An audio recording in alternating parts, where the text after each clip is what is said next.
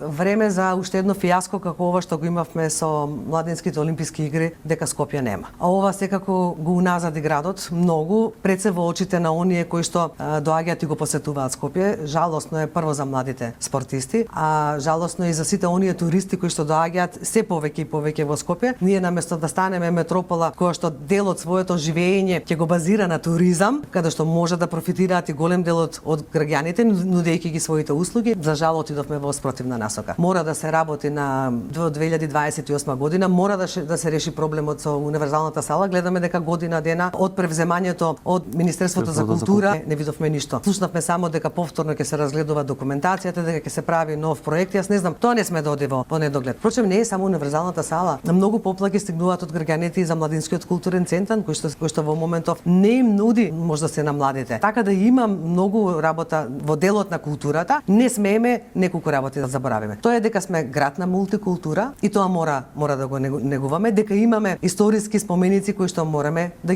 ги негуваме и треба да ни бидат обележени на градот со кои што ќе се гордееме.